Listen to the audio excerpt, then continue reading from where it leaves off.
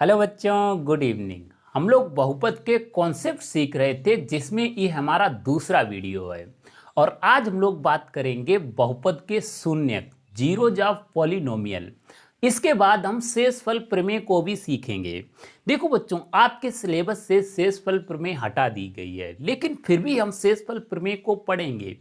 इसकी वजह यह है कि आपके सिलेबस में गुणनखंड प्रमेय है।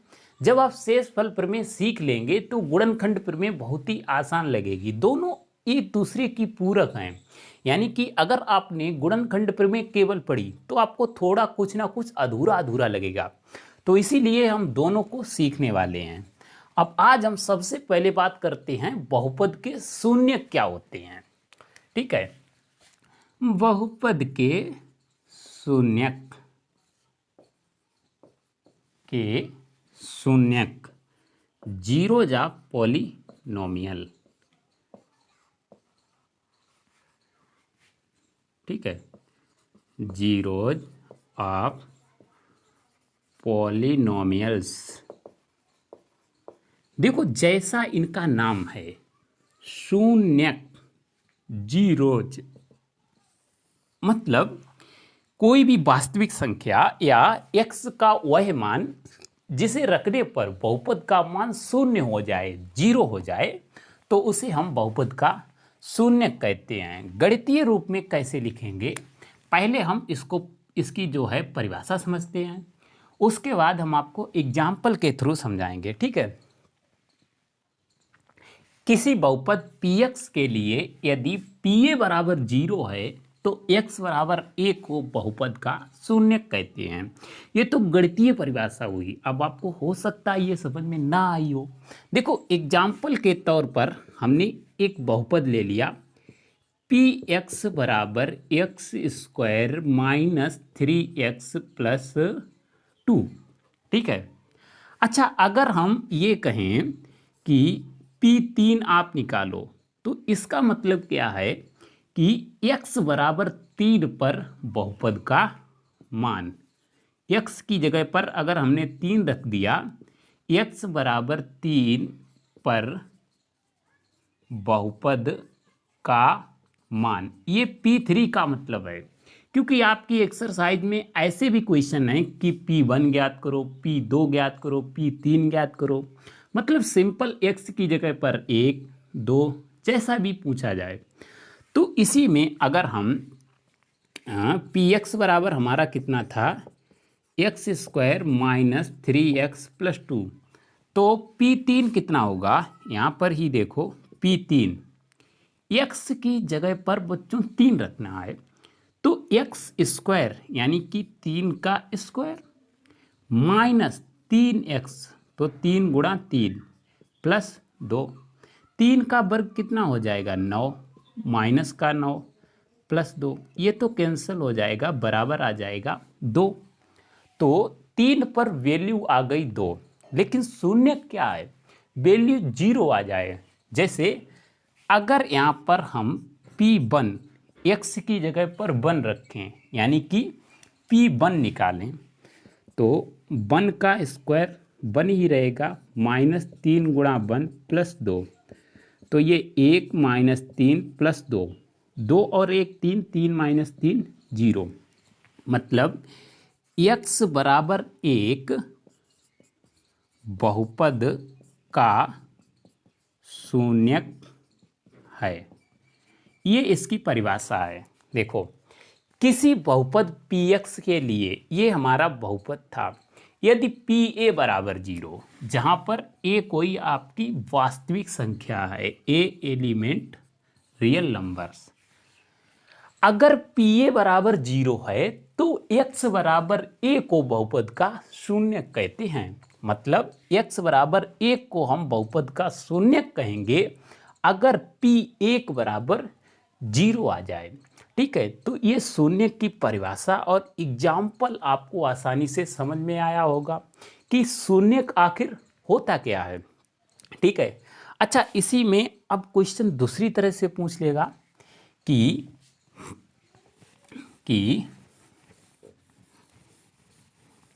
जैसे अगर x बराबर 2 px, ठीक है। जैसे आपकी एक्सरसाइज से ही क्वेश्चन लेते हैं तो ज़्यादा बेटर होगा। जैसे हमें दिया गया है px बराबर x प्लस 5, px बराबर x प्लस 5 है, तो हमसे कह रहे हैं शून्य ज्ञात करो। देखो बच्चों, शून्य क्या होता है? जिस पर बहुपद का मान शून्य हो जाए। तो शून्य ज्ञात करने के लिए हम क्या करेंगे? पहले वैल्यू शून्य कर देंगे, मान 0 के बराबर कर देंगे, तब हमें शून्य मिलेगा। जो शून्य अगर दिया रहेगा तो उस पर मान 0 आएगा, क्योंकि आपके सत्यापित करने वाले भी क्वेश्चन हैं। तो अगर मान रखने पर 0 आ जाए तो वो शून्य होगा, अन्यथा नहीं होगा। हालांकि अगर आप एक्सरसाइज सॉल्यूशन देखना चाहते हैं तो उसको हमने अलग से पूरी एक्सरसाइज सॉल्व की है। अब ये आपका, इसका हमें शून्य निकालना है, तो px बराबर हम 0 करेंगे, यानी कि x प्लस 5 बराबर 0, तो x बराबर -5 px का शून्यक होगा। ठीक है, px का शून्यक है। अब इसके बाद बच्चों को एक कन्फ्यूजन और होता है, एक होता है शून्यक और दूसरा होता है मूल, यानी कि एक तो आपका 0 होता है जीरोज और दूसरे होते हैं रूट्स।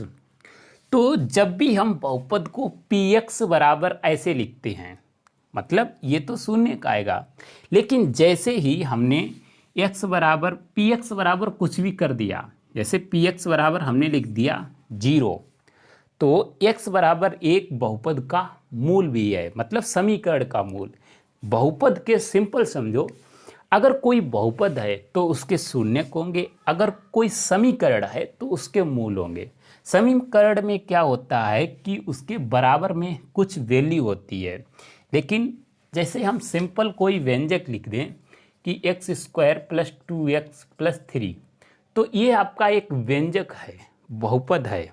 लेकिन जैसे ही हम इसके बराबर 0 कर दें तो ये एक समीकरण है, मतलब x का वह मान जिस पर इस समीकरण को संतुष्ट हो जाए, यानी कि LHS RHS के बराबर आ जाए, तो उसे हम सिंपल मूल कहते हैं। हालांकि उसकी कोई आपको एक्सरसाइज में ज़रूरत नहीं है, लेकिन आपके दिमाग में अगर कन्फ्यूजन है तो उसके लिए हमने आपको बता दिया। अब इसके बाद शून्य तो आप सिंपल सा है, समझ गए होंगे। इसके बाद आती है इम्पोर्टेंट शेषफल प्रमेय, जो कि आपकी आगे की क्लासेस में भी काम आएगी। तो हम शेषफल प्रमेय की बात करते हैं। देखो बच्चों, शून्य को समझने के लिए आप ज़्यादा से ज़्यादा क्वेश्चन करें तो आराम से क्वेश्चन हो जाएंगे, एक्सरसाइज सॉल्व करें। हम बात करते हैं अब शेषफल प्रमेय की, रिमाइंडर थ्योरम। देखो, जब भी हम ऐसे लिखते हैं कि हमने सपोज अगर 10 में 3 का भाग दिया, 10 में 3 का भाग दिया, या ऐसे समझो 13 में हमने 3 का भाग दिया, तो भाग कितनी बार जाएगा? 4 बार। यहाँ पर 12, यहाँ पर 1, तो इसको हम क्या कहते हैं? भाजक। इसको हम क्या कहते हैं? जो है भागफल। और इसको हम क्या कहते हैं? शेषफल। ये आपका होता है भाज्य। ठीक है, तो होता क्या है, जो भाज्य होता है, भाज्य बराबर भाजक गुणा भागफल प्लस शेषफल।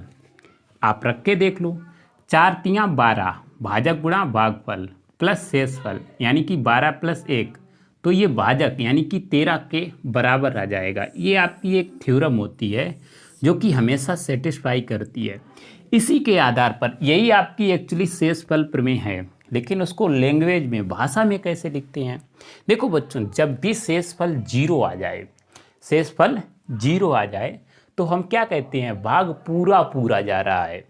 जैसे अगर 13 की जगह पर यहाँ पर 12 होता तो 3 का भाग 12 में पूरा पूरा जाता, 12 में 3 का भाग पूरा पूरा जाता 4 बार।